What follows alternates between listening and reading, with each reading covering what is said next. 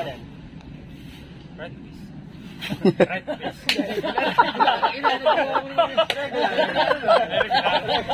Parang si Yoda.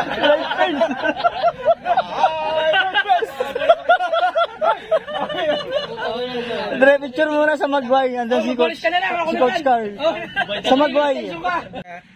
Parts ng board, pangalawa stance, pangatlo safety. Okay, so yun yung napaka-importante.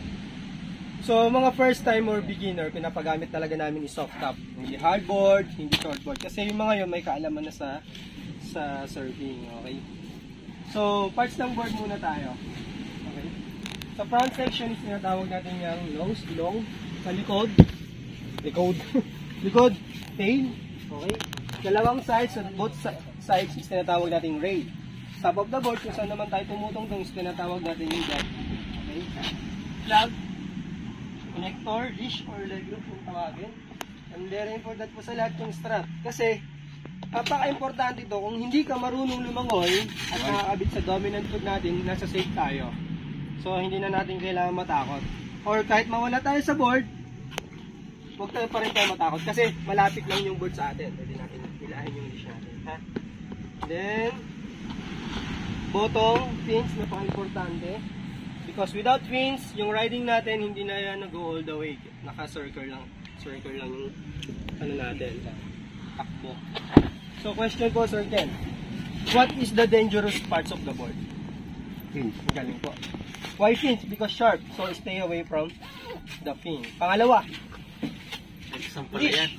Bakit siya danger? Pero hindi siya parts ng board, pero nakakabit siya sa part. Bakit siya delikado? It's because kasi stretchable. So, pag nagtanggal ka sa any part of your body, pwedeng mag-color balancing skin natin. Okay? Masasaktan tayo, okay? So, pangatlo, what is the golden rules of ocean? Always, syempre may rules yung ocean natin. Always face at the ocean. Why we need to face the ocean? It's because, kasi yung alon, yan yung mananakit sa atin. Pwede tayong washing machine.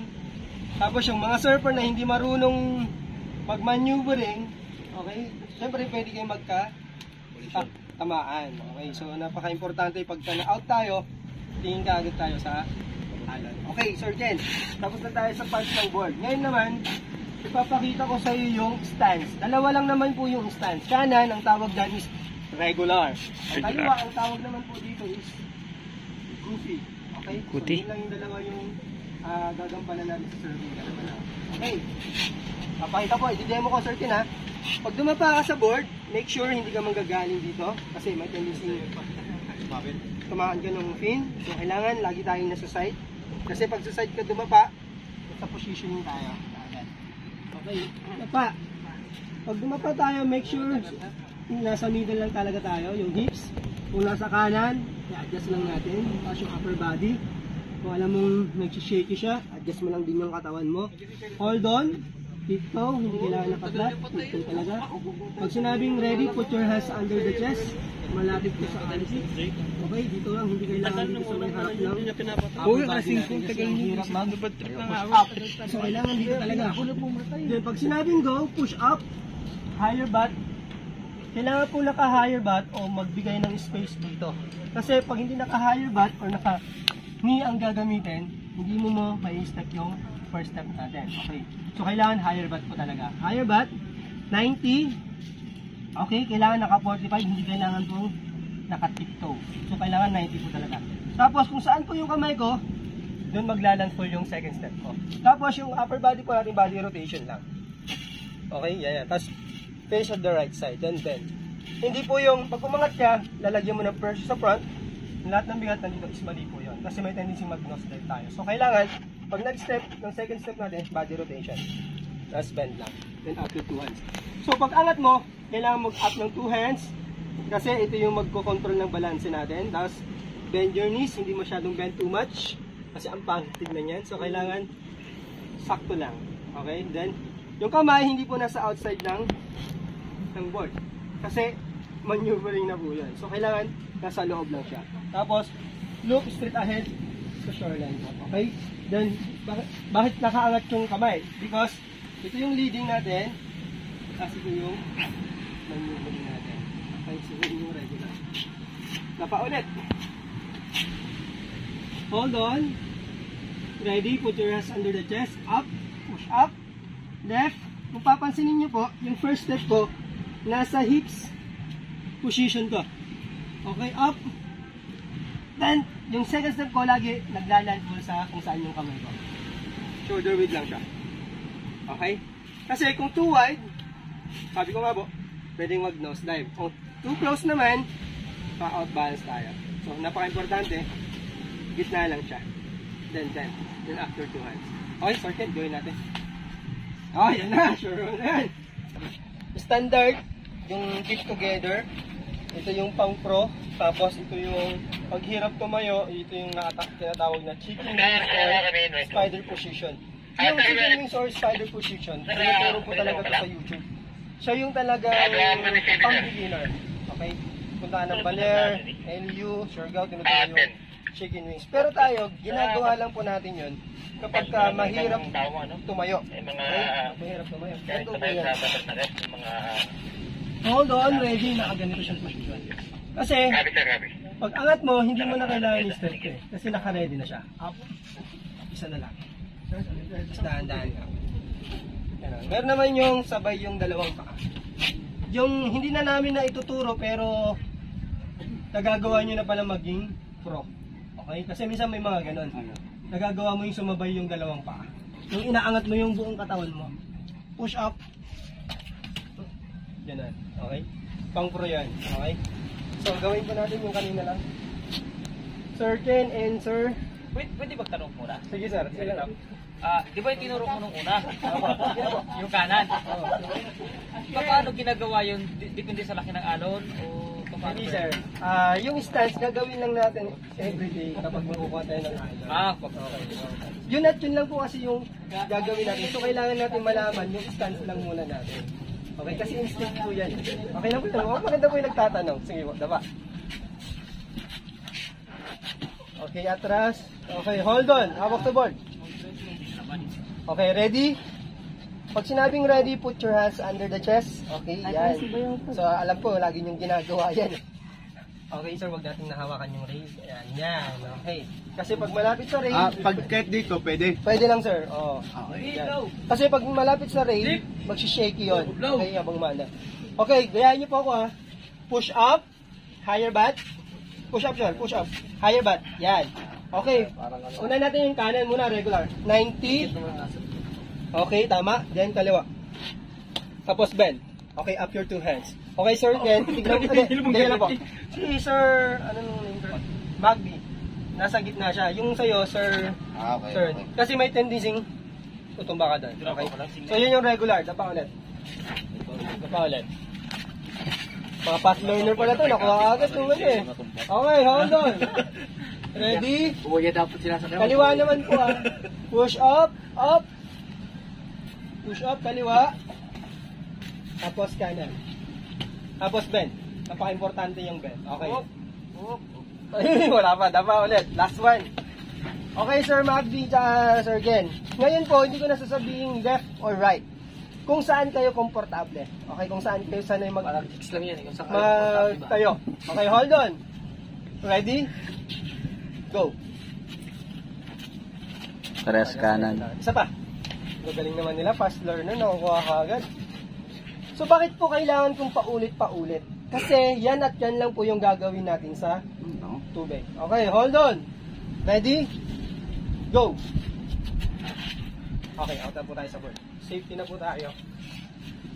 Okay, safety na po. For example, tinulak po namin kayo. So pag angat nyo, first step po, wide. Second step, wide. So lahat po ng bigat na punta sa front, aangat yung tail. Ano pong mangyayari? Tataob. Tama po. Ang tawag po doon, nose diving. So nose diving happen, may tendency tatamaan tayo nung board.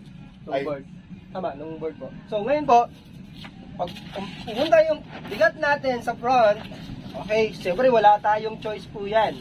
So, talagang tataob tayo sa front. Okay? So ngayon, jump tayo sa front. So ngayon, under the water, before you lift up, don't forget to cover your head and face. Why po? Because the nose of your board goes under the water, the tail is up. It might be huge. Tamaan tayo ng ng board. So napaka-importante, 3 to 5 seconds bago tayo aahon. Kala ko minutes, Dre. Kala ko minutes. 3 to 5 seconds. So ngayon naman, proper exit po. For example, tinulak namin kayo. Okay? So 1 meter away, 2 meters away, before shore, ang exit is patalikod or dalawang side. Okay? Kasi, pag dito ka sa side tumalon, itutulak ni Alon yung board. Papupunta na tayo sa position gitna. Okay, tama po, no? Ito yung tamang zone. Okay? Alon, surfer, and board, nasa safe zone tayo. Pero kung lagi tayong tatalon, is dun sa front, this is a wrong. Kasi pag dumating yung waves, lagi tayong sa fall. Sa fall. Okay, ngayon po, isa pang bigyan akong idea. Pag nagra-ride po tayo, hindi natin kailangan isagad. Kaya sabi ko 1 to 2 meters away. Jump na. Hindi natin kailangan isagad. Bakit hindi natin kailangan isagad? Kasi pag sinagad mo siya at mabilis yung alon, yung fin po natin sasagad dyan sa lupa. Hindi natin makontrol yung ride natin, pwede tayong mag-roll over. Okay? So hindi natin kontrolado yung code, pwede tayong so napaka-importante, hindi talaga natin isasagad. Okay? For safety. Then tamang pag-ikot po ng board. Ano nga ba po, no? Pero naunawaan nyo naman po, ano? Okay, tamang pag-ikot po naman po ng board. Pag kanan ka, counterclockwise. Okay, tama po, mali. Tama, kasi nasa middle tayo, no? Alon sa mo. Pag clockwise, mali. Tama po, kasi pag ni Alon dumating, sa pool tayo. Yes. Last one na po para, alam ko, excited na kayo mag-surfing. Okay. Ito ba, isang safety lang po. So sabihin natin malalakas yung braso nyo. Okay. So let's say sabihin natin for safety din kasi to, napaka-importante po. Yung leash, huwag natin hawakan ng ganitong style. Kasi pag tinulak ng alin niya na malakas at nahila mo, maiikot yung hindi naman durog masyado sa Tapos yung ganito din, huwag natin hawakan ng ganito. Okay, pwede rin maiikot. Then last one, Ano ang tamang hawak? ganito sir. Ganito ka lang na. Okay. Para easy to release. Then wag mo rin siyang hawakan. Wag mo rin hawakan dito sa part na to. Okay. Maling-mali to. Unang-una sa lahat, malapit ka sa pin. Siyempre pag yung alon, lumulubo yan eh. Di ba? Aangat yung board mo. Siyempre. Then, pag dumating na po yung isang alon, dumating pa. Aangat yan. Pag-ipit yan. Harps natin. Pero, sinasabi ko lang po yan, pero kaya naman natin. Kaya lang, kaya naman natin na anin yung kaya lang mas maganda yung tinuturo natin. Okay, yung the best. So, question po, sir. Sir. Okay, picture kayo, sir. Picture kayo. Ay, ako may question po ako, syempre. Anong stance nyo? Anong tawag po doon? Stance. Yes, yung nakaharap sa kanan. Right piece.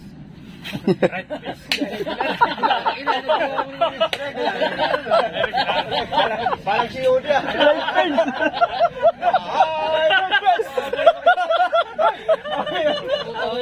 Dre, picture muna sa Magway. Andun si Coach Carl. Sa Magway. Ikaw pa yung nakinig. Ako nga nanonood. Kano muna yung Magway. Andun si Coach Carl. Oh. Ginawa mo naman yung nagsisioli tayo. Ito sir. Picture, Dre. Coach. Malapit ka talaga, buddy. Nakakahiya kita, buddy. Dre, J. Magway. Tinumalpas da ang solo. Okay po, meron po kaming Magway. Pahawak na lang po kung sino maghahawak, sir. Si Magway po, isa po namin sponsor. So pinapagamit po namin siyang free. Pwede nyo gamitin, anytime. Sobrang safe po yan sa salt water. Okay, 1, 2. Okay po. Ganito ba? Surfer sign, sir. Surfer sign. Pwede mo na ibuli. Yan. Surfer sign, ha? Yan. Okay po, 1, 2. Ito pa, 1, 2. Alright.